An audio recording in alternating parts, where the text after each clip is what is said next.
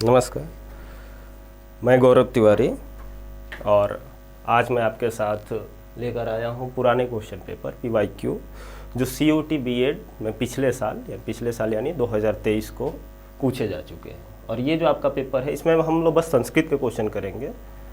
इस COT app पर मैं काफ़ी कोर्स यहाँ पर आपका लगभग ख़त्म भी हो चुका है। अब हम लोगों को PYQ करना है और कई लोग बोल रहे थे कि सर PYQ कराना है, तो आज हम लोग बस वही PYQ लेकर आए हैं। और ये जो आपका PYQ है ये आपका है 2023 का।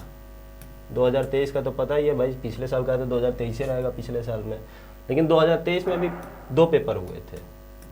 तो ये आपका है 5 जून वाला, 5 जून का पेपर है। फिर इन साहब को उठा के इधर कर देते हैं। चाचा चलो इधर। अब देखते हैं PYQ में क्या पूछा है। पहला क्वेश्चन देखें, ईकारांत स्त्रीलिंग नदी शब्दस्य द्वितीया विभक्ति बहुवचने रूप भवति।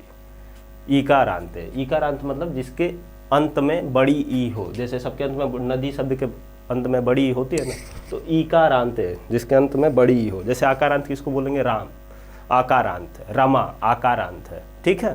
तो ऐसे करके जिसके अंत में आ हो आकारांत हो जाता है, जिसके अंत में अ हो आकारांत हो जाता है, जिसके अंत में छोटी ई हो वो छोटी ईकारांत हो जाता है। उसको कैसे बोले? ईकारांत, ईकारांत, ऐसे समझ लीजिए, ठीक है। तो ये ईकारांत स्त्रीलिंग शब्द है, उसी नदी शब्द को ईकारांत शब्द स्त्रीलिंग शब्द बोला जाता है। शब्दस्य द्वितीय विभक्ति बहुवचनम रूप भवति। अब इसमें आपको समझना कुछ नहीं है, क्यों? क्योंकि अगर आपको ये याद नहीं है तो कुछ नहीं कर पाएंगे। अगर आपको ईकारांत मतलब नदी शब्द का रूप नहीं याद है कि नदी शब्द का रूप कैसे चलता है, तब आप कुछ नहीं कर पाएंगे। कितने भी बड़े महारथी हो, अगर कौन सा कॉन्सेप्ट लगाएंगे, उसका रूप लिख दिया गया है वो आपको याद होना ही चाहिए, ठीक है। तो आप लोग नदी शब्द का रूप पता ही है आप लोगों को कैसे चलता है, कई लोगों को पता ही होगा कैसे चलता है। नदी नद्यो नद्यः करके, नदी नद्यो नद्य, नदीम नद्यो नदी, नद्या नदीभ्याम नदी भी, ऐसे ही करके चलता है। अब हमको क्या पूछा है? द्वितीया विभक्ति। द्वितीया विभक्ति समझते हैं? ये मान लीजिए पहला विभक्ति होता है तो उसमें 3 वचन होते हैं, प्रथम एक वचन, द्विवचन, बहुवचन ऐसे होते हैं। तो यहाँ पे द्वितीय विभक्ति, फिर एक वचन, द्विवचन, बहुवचन, द्वितीय विभक्ति बहुवचन। मतलब यहाँ पे 1 2 3 1 2 3, इनको हटा देते हैं। प्रथमा विभक्ति, द्वितीय विभक्ति। तो द्वितीय विभक्ति के बहुवचन रूप में आपका कौन सा बनेगा? तो उसमें आपका बनता है नदी नद्यो नदी ही, ये वाला ऑप्शन आपका बनता है। तीसरा ऑप्शन आपका बनता है। पहली विभक्ति में क्या होता है? नदी नद्यो नद्यः, फिर दूसरे विभक्ति में, प्रथमा विभक्ति में नदी नद्यो नद्यः, और फिर नदीम नद्यो नदी ही। तो ये आपका ऑप्शन, तीसरा वाला ऑप्शन आपका सही होगा, ठीक है। आगे चलते हैं। ये वाला रूप आप लोगों को याद ही करना पड़ेगा, इसमें आपको समझना नहीं है। आपको जो अगर रूप याद है तो आप सीधा आंसर मार सकते हैं डायरेक्ट, ठीक है। इसमें आपको समझना नहीं है कुछ भी।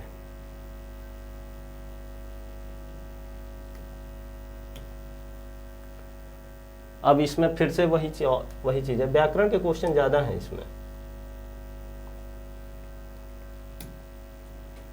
व्याकरण के क्वेश्चन में क्या है? फिर इसमें पूछा है पुल्लिंग तत् शब्द से एक वचनम पुरस्सर रूपाणाम क्रम निर्धारित। मतलब तत् शब्द का, इस शब्द का एक वचन पुरस्सरम, एक वचन रूपाणाम क्रम निर्धारित। मतलब इसमें जैसे एक वचन में भी हैं, बहुवचन में भी हैं, और भी कई वचनों में हैं। एक वचन 3 ही वचन नहीं होता, एक वचन, द्विवचन, बहुवचन, तो तीनों वचनों में है। लेकिन हमको बस एक वचन का, और एक वचन में जो सबसे पहले आया हो। जैसे प्रथमा विभक्ति का अगर एक वचन है तो पहले आया है, द्वितीय विभक्ति का एक वचन है तो वो प्रथमा के बाद आया है, तृतीय विभक्ति का एक वचन है तो वो प्रथमा द्वितीय दोनों के बाद आया है। तो उस हिसाब से हमको इसका क्रम निर्धारण करना है। बड़ा लंबा पूछ दिया है, लंबा नहीं पूछा है। अगर आपको तत् शब्द का रूप याद है तो आप आराम से कर सकते हैं। तो तत् शब्द का रूप क्या होता है? सह तौ ते, क्या है? सह तौ ते, ये आपका पहला हो गया प्रथमा विभक्ति, सह तौ ते। फिर क्या होता है? तम तौ तान, तम तौ तान, इनको नीचे करो भाई। तम तौ तान तेन ताभ्याम तय, तेन ताभ्याम,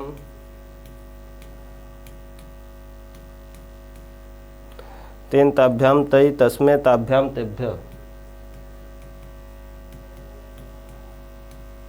हमको भी इतना ही सब याद वाद रहता नहीं है। मतलब ये ऐसे ही इसका रूप चलता है तत् का। तो अगर आप इसमें देखें तो सबसे पहले कौन आया इसमें से, यही आपका रूपणम तत् शब्द से एक वचन। तो एक वचन यही है, ये आपका एक वचन है, ये आपका द्विवचन है और ये आपका बहुवचन है। ठीक है, और ये आपकी विभक्तियाँ हो जाती हैं, प्रथमा विभक्ति, ये द्वितीय विभक्ति, ये तृतीय विभक्ति, ये चतुर्थी विभक्ति, फिर पंचमी आती है, फिर छठी, ऐसे करके सातवां विभक्ति तक चलता रहता है। तो आपको इसमें से एक वचन देखना है। तो इसमें से कौन सा आएगा सबसे पहले, सहतौते, स आ जा रहा है सबसे पहले। ठीक, तो डी ऑप्शन आपका सबसे पहले हो जाएगा, डी ऑप्शन हो जाएगा आपका सबसे पहले। तो डी के बाद क्या आ जाएगा, सबसे पहले आपका डी। तो डी किस में है सबसे पहले, सब में है ससुर। फिर उसके बाद क्या आ जाएगा, डी के बाद तम, सह तम।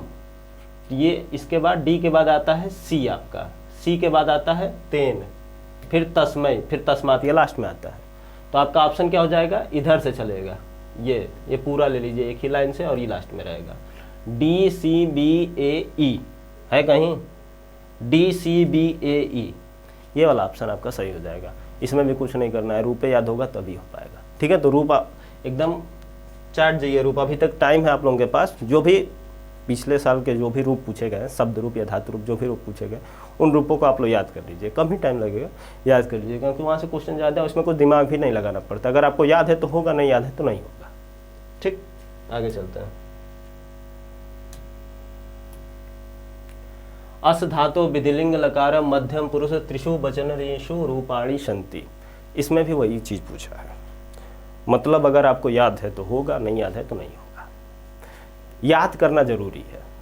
सारा क्वेश्चन मेमोरी बेस्ड है, अंडरस्टैंडिंग बेस्ड नहीं है। ये तीनों क्वेश्चन जो भी अभी तक आए हैं ये मेमोरी बेस्ड है। मेमोरी क्वेश्चन का मतलब याद होता है तो होता है, नहीं याद है तो नहीं याद है। भारत की राजधानी दिल्ली है, याद है तो पता है, नहीं याद है तो कुछ नहीं जानते हैं, नहीं याद है तो नहीं याद है। अब उसमें कुछ समझना नहीं है कि कोलकाता हो सकती है तो कैसे हो सकती है, ये हो सकती है तो कैसे हो सकती है, बाद में समझेंगे, अगर याद होगा तब कुछ समझेंगे, नहीं याद है तो कुछ नहीं याद है। ये सब याद करने वाला क्वेश्चन है। तो वैसे ही अस धातु विधिलिंग लकारे मध्यम पुरुषो त्रिषु वचनेषु रूपाणि सन्ति। अस धातु, अस धातु का मतलब सुन जानते ही होंगे आप लोग, अस्थि सुने हैं ना, रामा अस्थि, ये अस्थि, वो अस्थि। तो अस्थि को में ही जो धातु होता है उसी को बोलते हैं अश धातु। और लकार क्या है इसमें, विधिलिंग लकार। लकार टोटल कितने होते हैं, 10 लकार होते हैं। 10 लकारों में विधिलिंग लकार, विधिलिंग लकार आज्ञा उज्ञा के चाहिए हो ये के अर्थ में प्रयोग होता है शायद। ठीक, आ रहा जी पेन, हाँ। तब आप में इसको बताना है मध्यम पुरुषेषु। मध्यम पुरुषेषु मतलब विधिलिंग लकार। आपने वो पठती पठता पठंती सुना होगा, पठती पठता पठंती, पठसी पठत पठत, पठाम पठाओ पठाम। तो ये जो बीच वाला है पठसी पठता पठत, पठसी पठता पठत, ये दूसरे लकार का रूप बता रहा हूँ। तो विधिलिंग लकार में दूसरे तरह से रूप चलता है। इसमें चलता है शातम शातः स्यु, श्या शातम श्यातः, श्या शातम शात, और श्याम श्याव श्यामा, ऐसे करके रूप चलता है। तो इसमें विधिलिंग लकार के मध्यम पुरुष में तीनों वचनों के रूप आएंगे। तो मध्यम पुरुष के प्रथम वचन का, एक वचन का जो रूप आएगा, श्या आएगा, फिर श्यातम आएगा, फिर श्यात आएगा, यानी श्या श्यातम श्यात है कहीं पे, ये वाला है। ये तीनों आएंगे आपके, श्याह श्यातम श्यात, सी डी ई, आपका ये ऑप्शन सही हो जाएगा। ये भी क्वेश्चन आपका मेमोरी बेस्ड ही है, तो याद करेंगे तो ज़्यादा फायदे में रहेंगे आप लोग। आगे चलते हैं। लबद्वे इति रूपम भवति। अब एक दे दिया है, ये भी सेम वही क्वेश्चन है, कुछ समझना नहीं है आपको। लबद्वे, लब धातु का दे दिया है एक शब्द। अब पूछ रहा है इसमें, सीधे पीछे वाले क्वेश्चन को उल्टा कर दिया है कि प्रथम पुरुष के द्विवचन है कि मध्यम पुरुष का एक वचन है कि मध्यम पुरुष का बहुवचन है कि प्रथम पुरुष का बहुवचन है। तो ये वाला क्वेश्चन इसमें दे दिया है। इसका जो ऑप्शन होगा आपका मध्यम पुरुष एक वचन होगा, नहीं ऑप्शन सही है इसका, मध्यम पुरुष एक वचन। तो इन सब क्वेश्चनों में आपको पूछना समझना नहीं होता है, ज़्यादा आपको याद करने में ही ज़्यादा फायदा है। जो भी ये दिए जा रहे हैं, लबद्वे दिया जा रहा है, या पीछे के जो भी नदी शब्द से पूछे गए हैं, तो कोई भी आप एक राम शब्द का रूप याद कर लेते हैं तो बालक का भी पूछता है, और किसी से का आकारांत पूछता है तो आपको सब वो क्वेश्चन कर सकते हैं। नदी शब्द का याद कर लेते हैं तो बाकी जितने भी इकारांत लगभग रूप बनते सब एक ही तरह बनते हैं, आप वो याद कर सकते हैं। तत् शब्द का, युष्मत शब्द, अस्मत् शब्द, इन शब्दों का रूप मतलब बहुत इंपॉर्टेंट है। युष्मत अस्मत् आगे आएगा, आगे पूछा भी है। ठीक है, तो रूप आप लोग याद कर लीजिए। आगे चलते हैं। हाँ, ये क्वेश्चन आपका जो है, ये क्वेश्चन क्लास में हुआ भी था। एंगे पदांताति इति पूर्वरूप संधि सूत्रम अस्ति। एंगे पदांतादि,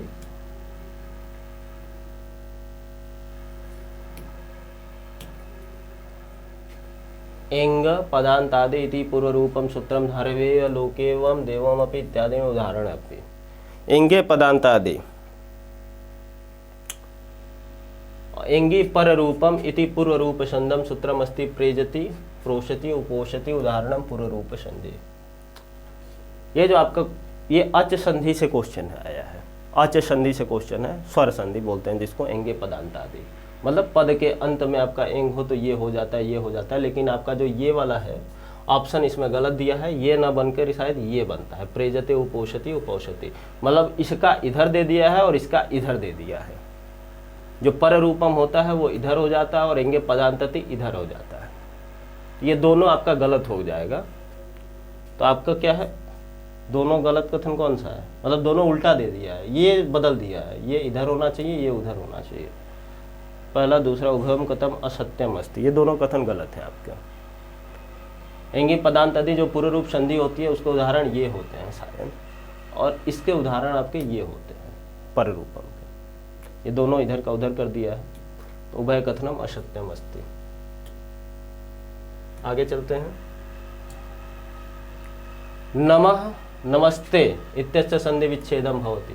बहुत आसान क्वेश्चन है ये अब तक का, कि नमः धनते, नमस्ते में कौन सी संधि होगी, नमस्ते सब लोग करते हैं ना, जो मिला नमस्ते, नमस्कार, नमस्ते, इसमें कौन सी संधि कौन सी है, पहले स्वर संधि है, व्यंजन संधि है, विसर्ग संधि, कौन सी संधि है,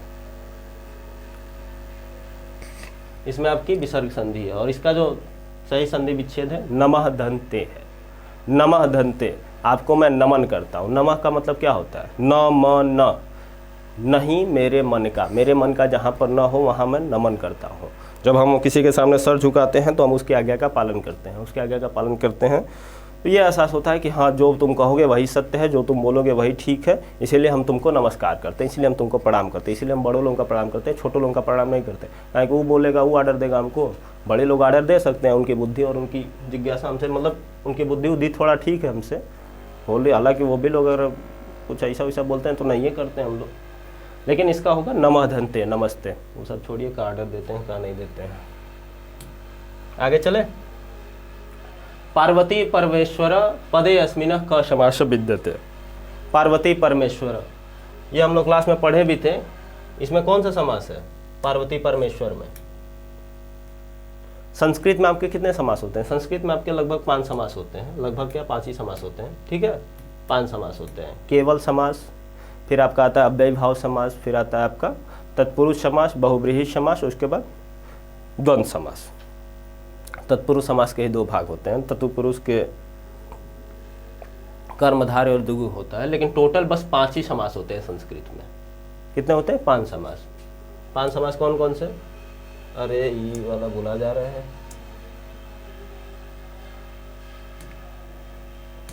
5 समास कौन कौन से होते हैं, केवल समास, टोटल 5 समास हो गए, केवल समास, फिर अव्ययी भाव समास, अव्ययी भाव, मान लीजिए अव्ययी भाव है, ठीक है, स्पेलिंग मिस्टेक मत देखिएगा, तुम आओ नीचे जी,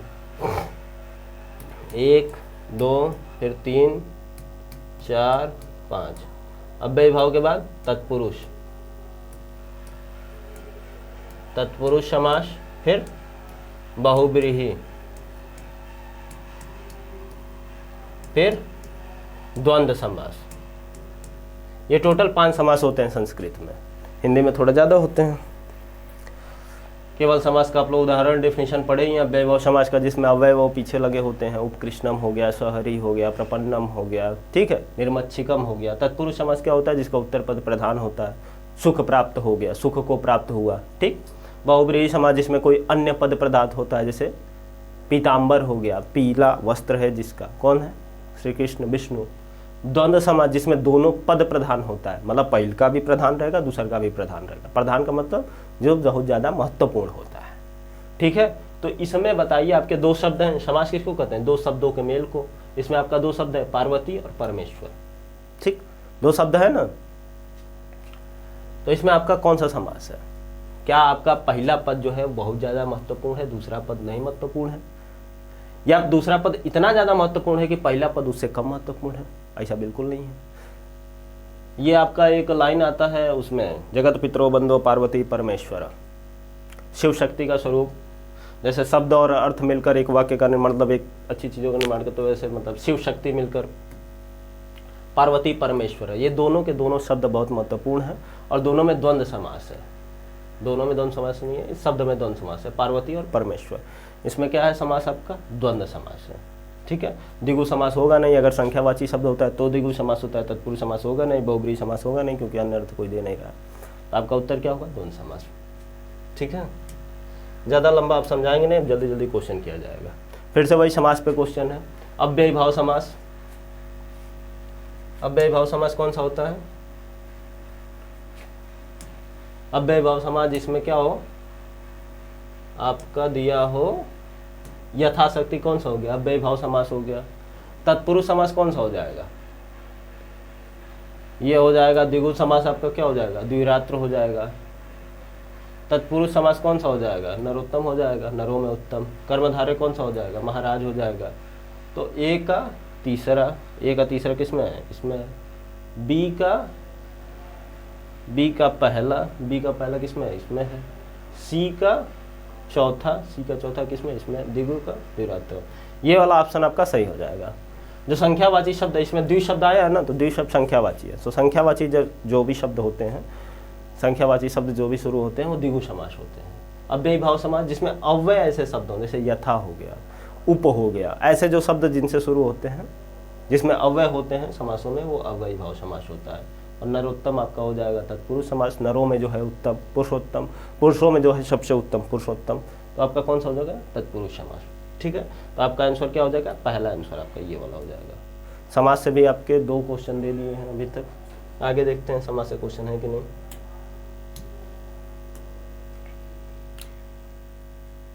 ये क्वेश्चन आपका कहाँ से है? ये क्वेश्चन आपका है कारक से। एनांग विकार मतलब किसी अंग में विकार होना, और ये इससे होता है तृतीया विभक्ति। ये एक सूत्र है, कारक का सूत्र है, तृतीया विभक्ति का सूत्र है शायद, जिससे होता है तृतीया विभक्ति। सपादेन खज्जः का मतलब वो पैर से लंगड़ा है। कहाँ से लंगड़ा है? पैर से। अब हम बोल देते हैं वो हाथ से लंगड़ा है, तो हो ही नहीं पाता। नहीं, हाथ से भी हो जाता है। जीभ से लंगड़ा है मतलब सपादेन खज्जः, और जहाँ से लंगड़ा होता है वहाँ पे तृतीया विभक्ति का यूज होता है। मतलब अगर किसी अंग में विकार हो और ये हमको बताना हो, तो वहाँ पे हम तृतीया विभक्ति का प्रयोग करते हैं, और उसके लिए ये सूत्र है एनांग विकारः। ठीक है, एनांग विकारः का ही ये उदाहरण है सपादेन खज्जः। तो आपका पहला का क्या हो जाएगा? ए का दूसरा किसमें है? तीसरा में है। इसमें भी है, यानी बी का चौथा या बी का तीसरा। बी का बस देख लेंगे, इत भूत लक्षणे जटा विस्तापः, सब लोग पढ़े होंगे अभी तक, जो भी कारक थोड़ा बहुत भी पढ़ा होगा। ऐसा क्या करिए ना कि जो भी है कोई टॉपिक छोड़िए मत, बस धीरे से पढ़ते जाइए, मतलब सब कुछ थोड़ा बहुत पढ़ते जाइए। जब पढ़ते जाएंगे ना तो तुक्का भी मारेंगे तो सही हो जाएगा, और कुछ नहीं पढ़े रहेंगे तो कुछ भी मारेंगे सही नहीं होगा। एक ही चीज़ पे पकड़ बनाने की कोशिश मत करिए। कॉम्पिटिटिव एग्जाम है तो सब चीज़ थोड़ा बहुत पढ़ते जाइए कि तुक्का भी मार सके आप लोग। ठीक है, अब इसमें क्या हो गया? तुरंत मार दिया, आपको 2 ही बस याद आ रहा है, दोनों मार दिए, बस खत्म हो गया। एनांग विकार आ रहा है, ये आ रहा है, खत्म। आपका कौन सा ऑप्शन सही हो जाएगा? बी का तीसरा। तो ये आपका चौथा ऑप्शन सही हो जाएगा। ए का तीसरा हो जाएगा एनांग विकार सपादेन खज्जः जटा विस्तापः, स्पृशक्ति का ये हो जाएगा धना स्पृशति, जनिकृत प्रवृत्ति का ब्रह्मणम प्रजा प्रजान्ते। जनिकृत प्रकृति मतलब ये होता है कि जब जहाँ से चीज़ें जन्म लेती हैं, जनन होता है, वहाँ पर इस चीज़ों का उपयोग होता है। ब्रह्मांड प्रजा प्रजान्ते मतलब ब्रह्मा ने सृष्टि की है। ठीक, आगे चले। ये कारक से आपका क्वेश्चन था। ये भी आपका क्वेश्चन कारक प्रकरण से ही है। कारक से क्वेश्चन है आपका, लिखते भी जाइए किस किस चीज़ से क्वेश्चन आ रहा है। कारक से आ गया, समास से आ गया, संधि से आ गया, व्याकरण से अभी ज़्यादा मात्रा में क्वेश्चन आए हैं। अभितः परितः समया निकषा प्रतियोगे विभक्ति प्रयुज्यते। तो ये आपका एक सूत्र ही उठा के पूछ दिया है। ये आपका सूत्र है। कारक प्रकरण अगर आप पढ़ेंगे ठीक से तो उसमें ये सूत्र है कि अभितः परितः समया निक से द्वितीय विभक्ति प्रयोग है। वहाँ पर आपका जो प्रयोग होता है द्वितीय विभक्ति का प्रयोग होता है। इसका आपका जो सही ऑप्शन है द्वितीय है। ठीक है, ये द्वितीय विभक्ति का सूत्र ही उठा के पूछ दिया है। संस्कृत में ये होता है ना कि अगर आप पढ़े हैं तो हो जाएगा, उसमें आपका ना समझने का कोई ज़्यादा काम नहीं है, जो सूत्र ही है वही उठा के दे दिया है, तो ज़्यादा समझने का दिमाग लगाने का काम नहीं है। जो है पढ़ते जाइए, किताब से ज़्यादा जानकार खुद को मानिए ही मत, बस पढ़ते जाइए, हो जाएगा। अगला क्वेश्चन देखें, कत्वतु प्रत्यय युक्तानि पदानि सन्ति। अरे बार बार पेनवा लेना पड़ रहा है।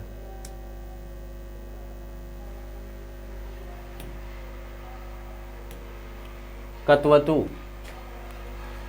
संस्कृत में आपने कई प्रत्ययों को सुना होगा, स्त्री प्रत्यय में कई प्रत्ययों को सुना होगा, गीस प्रत्यय, डीश प्रत्यय, कत्वतु प्रत्यय, कत्वा प्रत्यय, तुमुन प्रत्यय, लेप प्रत्यय, क्यप प्रत्यय, तो उसमें भी एक कत्वतु प्रत्यय है। ये प्रत्यय जो होता है इससे आपके कौन से पद, किस पदानि सन्ति, किस पदों में है पूछ रहा है। कत्वतु प्रत्यय आपका किस पदों में है, तो इसका एक नॉर्मल ये है कि ये जिस पद में लगता है उसके अंत में वान वान हो जाता है। कत्वतु प्रत्यय जहाँ पे लगता है वहाँ पे वान हो जाता है लगभग, यहाँ पे दोनों में क्या है, वान वान करके है, ठीक है। पठिता हस्ता में दूसरे प्रत्यय, जैसे कत्वा प्रत्यय लगता है, जहाँ पे प्रत्यय क्या होता है, शब्द के लास्ट में ही लगता है, और शब्द के लास्ट में लगता है तो जैसा होगा वैसा ही ना शब्द का लास्ट हो जाएगा। कत्वतु बाद में उसका संधि विच्छेद मतलब और चीज़ें होती हैं, काफ़ी प्रक्रिया अंदर जाके और वो सब चीज़ें बताई जाएंगी, तो काफ़ी लंबा वीडियो भी हो जाएगा। जैसे कत्वा प्रत्यय लगता है तो ये जहाँ पे लगता है वहाँ पे शब्द ऐसे बन जाता है, जैसे लिखित में लगा, लिखा में लगा तो लिखित्वा हो जाता है, पठित्वा हो जाता है। वैसे कत्वतु लगता है तो वान वान करके हो जाता है, पृष्ठवान हो जाता है, पृष्ठ में लगा पृष्ठवान हो गया, कृतवान हो गया। तो ये आपके इन दोनों में जो लगा है प्रत्यय वो कत्वतु प्रत्यय है। ए और बी, ए और बी किसमें है, तीसरा ऑप्शन है, तो आपका इसमें तीसरा ऑप्शन सही है, कत्वतु प्रत्यय। ठीक, आगे चलें। व्याकरण से आपके बहुत ज़्यादा क्वेश्चन पूछे गए हैं, हम तो कहते हैं याद करने पर जोर दीजिए ज़्यादा से ज़्यादा, व्याकरण से क्वेश्चन ज़्यादा पूछे गए हैं। अभी हो सकता है इस साल पता नहीं किस चीज़ से पूछे, लेकिन इसके पिछले साल 2023 में क्वेश्चन व्याकरण से बहुत ज़्यादा है। पा धातु शर्त प्रत्यय, कौन सा क्वेश्चन है आपका, 87। पा धातु शत प्रत्यय युज्यते चेत पुलिंग पिबन स्त्रीलिंग पिबंती नपुंसकलिंग पिबती और रूपाणी भवंती। इस क्वेश्चन को पढ़ने में ही आपको 1 मिनट लग जाएगा और जानने में ही 1 मिनट लग जाएगा कि पूछ क्या रहा है। पहला इसने कथन दे दिया है,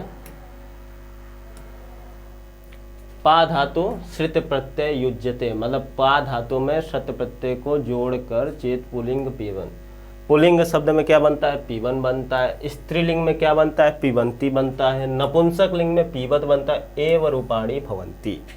मतलब पा धातु में शत प्रत्यय को जोड़ने के बाद पुलिंग में आपका पीवन बनेगा, स्त्रीलिंग में पीबंती बनेगा, नपुंसक लिंग में पीवत बनेगा, एव रूपाणी भवंती। इतने रूप होते हैं।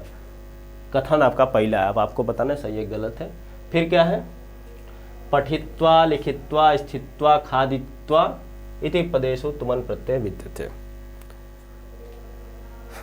कि पठित्वा शब्द में, लिखित्वा शब्द में, स्थित्वा शब्द में, खादित्वा शब्द में इत्यादि पदेषु, इन सारे पदों में तुमन प्रत्यय विद्यते। क्या तुमन प्रत्यय लगा है, ये तुमन प्रत्यय लगा है, ये पूछ रहा है। तो पहला बात है कि ये वाला दूसरा का वाला गलत है, तुमन प्रत्यय नहीं है। यहाँ पे कौन सा प्रत्यय है, कत्वा प्रत्यय है, ये वाला प्रत्यय है कत्वा, और ये वाला आपका सही है। यानी पहला कथन आपका गलत है और दूसरा सही है। पहला कथन गलत है, पहला कथन अब कहाँ पर है, ये वाला ऑप्शन आपका सही होगा। ठीक है, यहाँ पे कत्वा प्रत्यय लगता है और ये वाला सही बोल रहा है कि पा धातु में सत्य प्रत्यय अगर यूज होगा तो पुलिंग में पीवन बनेगा, स्त्रीलिंग में पीबंती बनेगा और नपुंसक में पीबत, ये यही रूप होते हैं उसका। ठीक, आगे चले। फिर आपका कारक से क्वेश्चन पूछा है।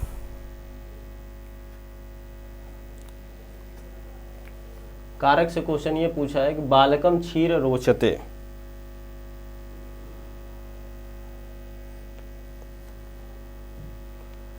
यत्तो हि रुच धातु योगे चतुर्थे विभक्ति भवति इति वाक्यम अशुद्धम अस्ति। बालकम क्षीर रोचते, इस क्वेश्चन को आपको ठीक से समझना पड़ेगा। क्वेश्चन नंबर 88 है आपका।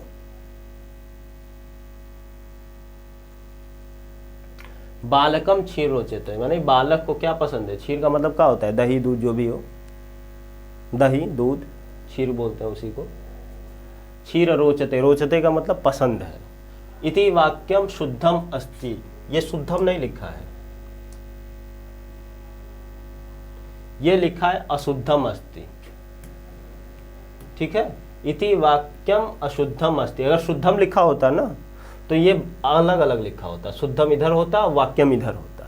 लेकिन अगर दोनों को मिला दिया है तो आपने एक संधि पढ़ी होगी, दीर्घ संधि होती है, दोनों को मिला देते हैं और फिर जोड़ कर लिखा है, तो इसका मतलब है इति वाक्यम अशुद्धम अस्ति, मतलब बालकम क्षीर रोचते, यह वाक्य अशुद्ध है। ये इसका क्या है, पहला कथन है, ठीक। दूसरा कथन क्या है वो समझते हैं। यतो ही रुच धातु योगे चतुर्थी विभक्ति भवति, कि चतुर्थी विभक्ति रुच धातु के योग में, मतलब जहाँ पर रुच धातु होती है, रुच धातु मतलब जहाँ पे किसी रुचि से संबंधित बात की जाती है, किसी की रुचि से कि हाँ उसको ये पसंद है उसको ये पसंद है। आपने एक सूत्र पढ़ा होगा कि रुच्यार्थानाम प्रियमाणम, रुचि के संबंध में बात किया जाए या प्रिय चीज़ के संबंध में बात किया जाए तो वहाँ पर चतुर्थी विभक्ति होती है। तो आपका ये पहला क्या है, ये वाला कथन तो आपका सही कह रहा है। दूसरा, अब ये वाला देखते हैं, पहला कथन ये आपका तो क्लियर है कि हाँ ये सही है। दूसरा ये क्या है, बालकम क्षीर रोचते, तो यहाँ पर आप देखेंगे कि यहाँ पर कहीं पे चतुर्थी विभक्ति है।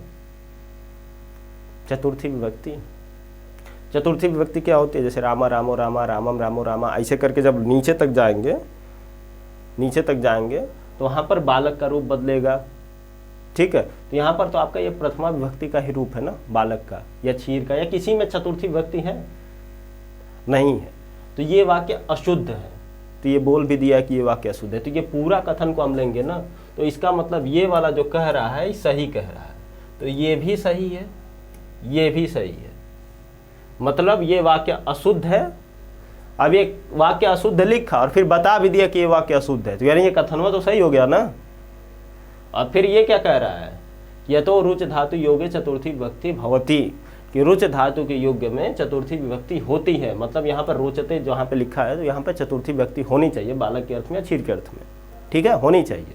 ये बता रहा है ना कि उसकी ये व्याख्या भी कर रहा है, यानी इसमें आपके दोनों कथन सत्य भी हैं और इसकी ये व्याख्या भी कर रहा है, उसी चीज़ की व्याख्या कर रहा है, रोचते की, रुच धातु की, ठीक। तो आपका ऐसा कौन सा है, सम्यक व्याख्या अस्ति, पहला वाला कथन आपका सही हो जाएगा। ससुराई समझने में ही आपको 2-3 मिनट लग गया, काम हारेंगे आप लोग, बड़ा हाई लेवल का पूछा है जी। चलो ठीक है, आगे देखते हैं। अरे राम राम, बहुत व्याकरण है भाई, साहित्य वहित्य वालों का कोनो काम नहीं है यहाँ पे। इसमें भी वही चीज़ है आपका व्याकरण, पर इसमें समझने लायक व्याकरण है। शुद्धानि वाक्यानुचिनीतु स पापात जुगुप्सते, ये वाला वाक्य आपका सही है। स ग्रामीण बसती, ग्रामीण बस्ती मतलब ग्राम को बसता, ऐसा कुछ होता नहीं, स ग्रामात बस्ती होगा। व्याघ्र मृगेषु हंति, मृगेषु हंति मतलब व्याघ्र मृगों को मारता होता है, ठीक है, ये भी ठीक है। ए डी कौन सा इसमें वाक्य आपका सही हो जाएगा, स ग्रामीण बसती, सह ग्रामीण बसती,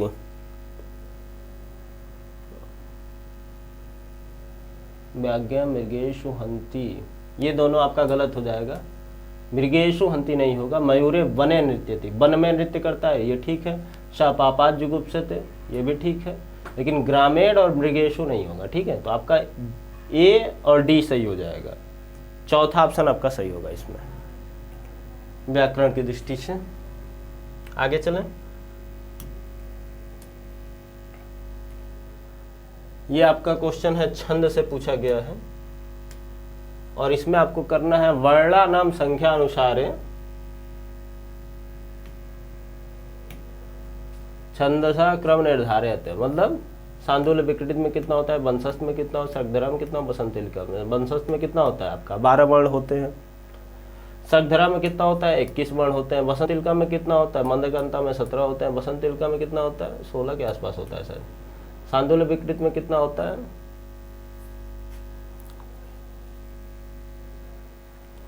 सांदुल्य विकृत में 19 होता है। तो आपको इसी आधार पे ऑप्शन देखना है।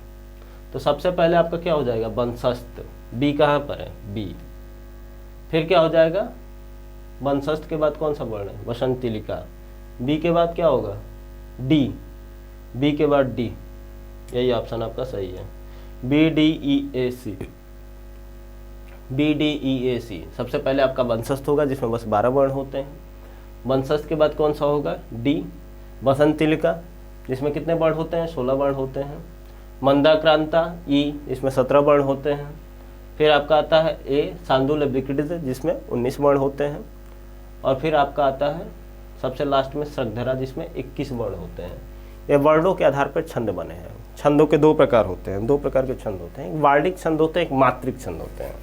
वार्णिक छंद वो जिनमें वर्ण गिना जाए तो उनको वार्णिक छंद बोलते हैं। मात्रिक छंद वो जिनमें मात्राएं गिनी जाए, जैसे आर्या हो गया, जैसे पाद में पद, यास्य पादे प्रथमा द्वितीया मात्रास्थ था, सुना है ना आप ये श्लोक, जिसमें आर्या का लक्षण बताया गया, जिसके प्रथम पाद में 12 मात्राएं होती है, द्वितीय पाद में इतनी होती हैं, फिर 15 मात्राएं होती है, फिर 18, ऐसे करके तो आर्या का लक्षण है। और जिसमें इतने वर्ण होते हैं तो वर्णों में आपको जगड़ मगड़ करके वर्ण गिनाया जाता है, यमात राजभान समझा, आपने गढ़ों को भी पढ़ा होगा।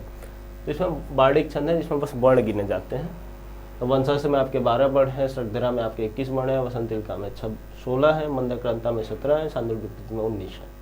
ठीक है, सबसे ज़्यादा वर्ण किसमें है, इसमें श्रद्धरा में। सबसे कम किसमें है, 12 इसमें, 21 इसमें, इसी का उल्टा इसमें है। ठीक, आगे चले।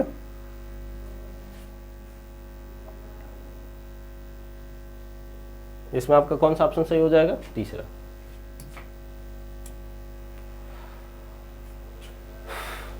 फिर आपका ये जो क्वेश्चन है ये भी छंद से ही क्वेश्चन है। अनंत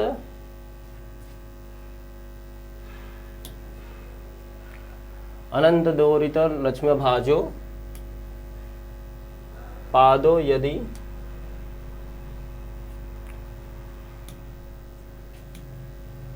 पादो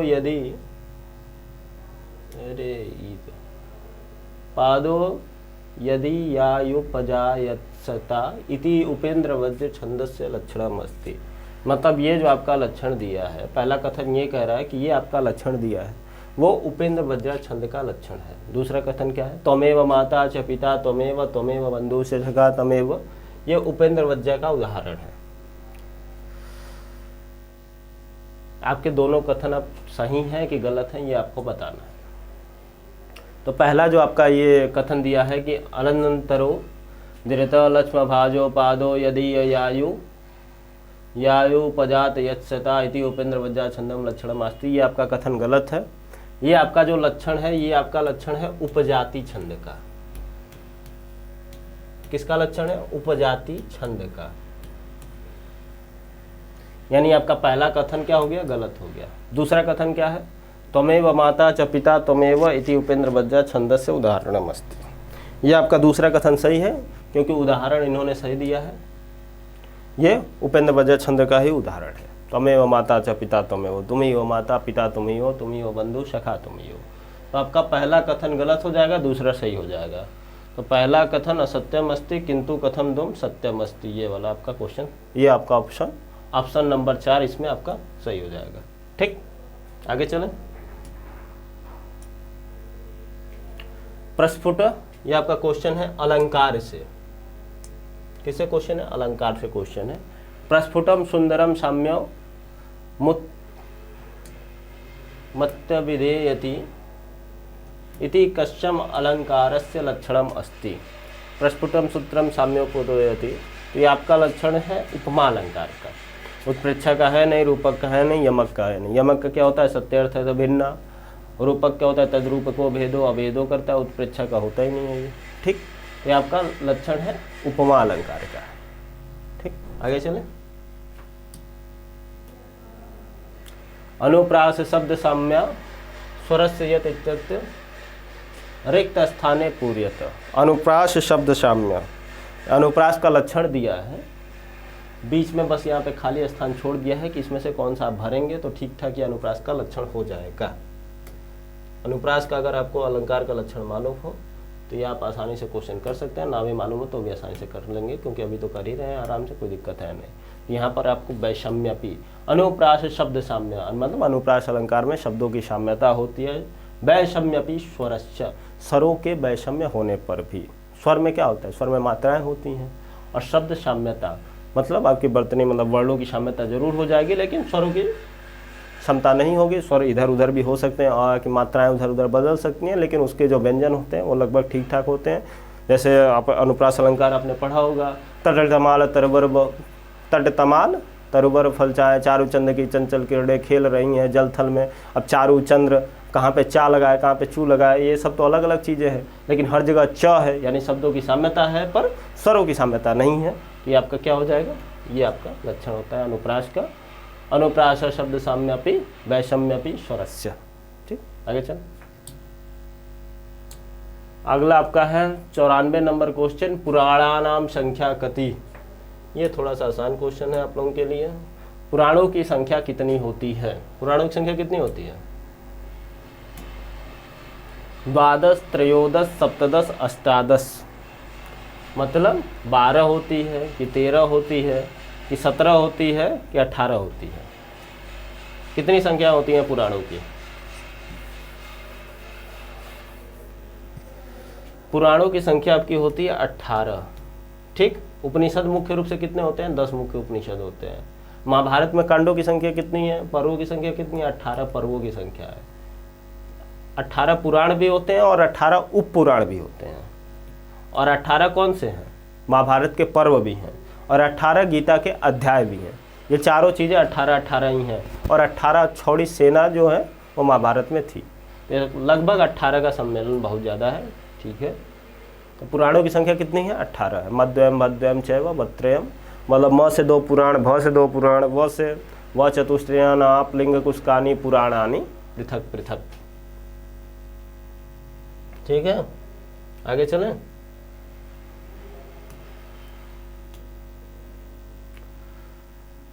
ये आपका क्वेश्चन है, वेदांग से क्वेश्चन आया है। ये कहाँ से क्वेश्चन है? वेदांग से। वेदांग किसको कहते हैं? वेदों के अंग को कहते हैं वेदांग। वहां से ये क्वेश्चन है। तो उसमें ये क्वेश्चन है कि वेद के मुख जो है, वेदांग में मुख किसको कहा जाता है? मुख कहा जाता है व्याकरण को।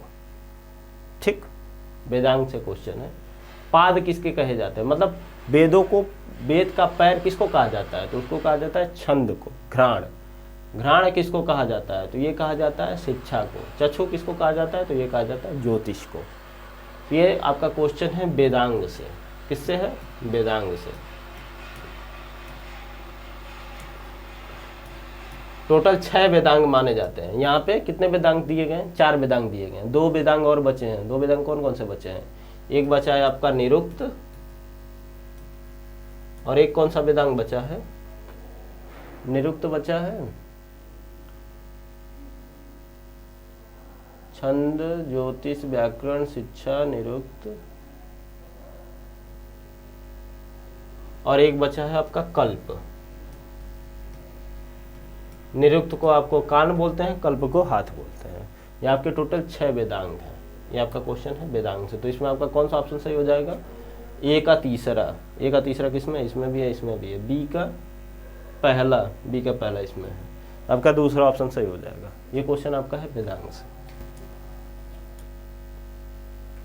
सबरी पात्रस्य वर्णनम कस्मिन ग्रंथ विद्यते।